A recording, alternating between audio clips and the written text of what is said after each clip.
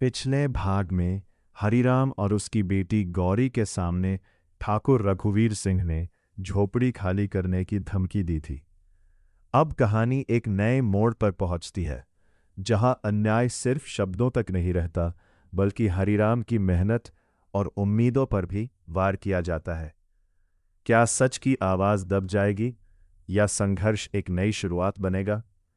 आइए सुनते हैं सूखी मेड़ का दूसरा भाग, अन्याय की आहट।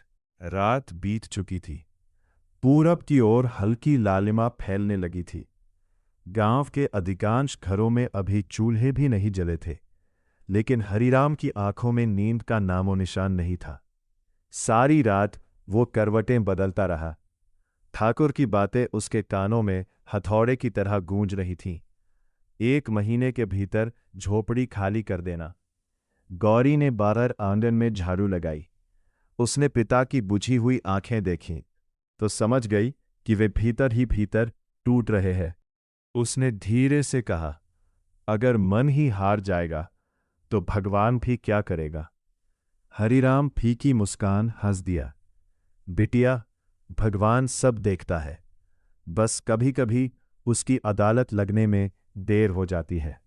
दोनों ने सूखी रोटियां खाई और खेत की ओर चल पड़े। खेत के पास पहुंचते ही हरिराम के कदम अचानक रुक गए।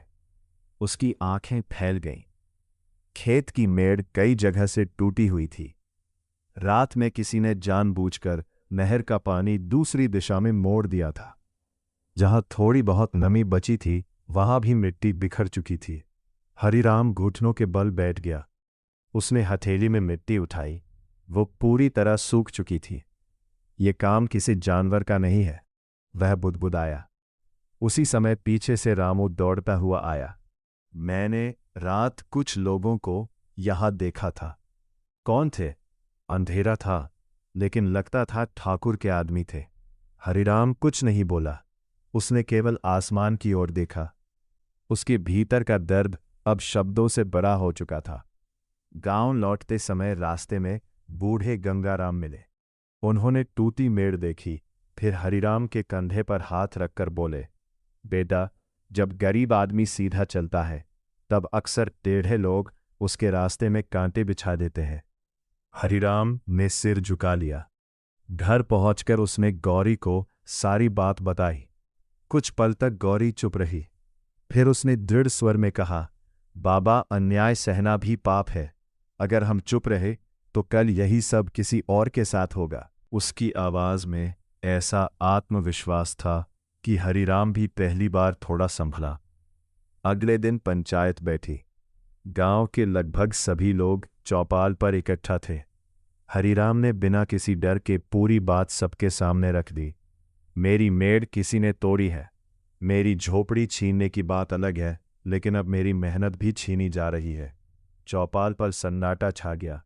कुछ बूढ़े किसान पहली बार आगे आए। मैंने 40 साल खेती की है।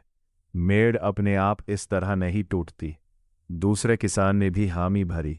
ठाकुर रघुवीर सिंह अब तक चुप बैठे थे। उन्होंने हुक्के का कश लिया और मुस्कराकर बोले, बिना सबूत किसी पर इल्जाम लगाना अच्छी बात नहीं है। गौरी ने पहली बार पंचायत के बीच बोलने का साहस किया। सच को सबूत की जरूरत नहीं होती ठाकुर साहब, कभी कभी लोगों की खामोशी ही सबसे बड़ा सबूत होती है।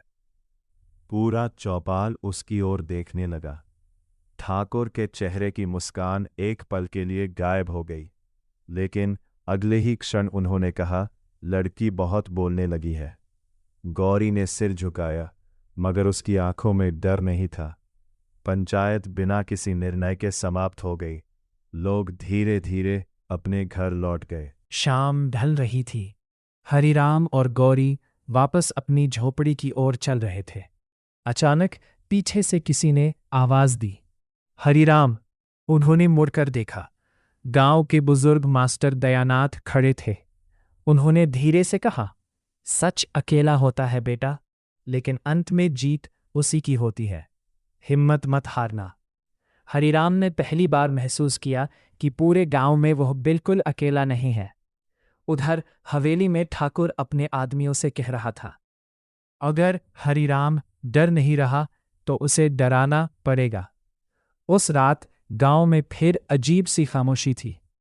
लेकिन इस बार केवल मौसम नहीं बदल रहा था, किसी के इरादे भी बदल रहे थे।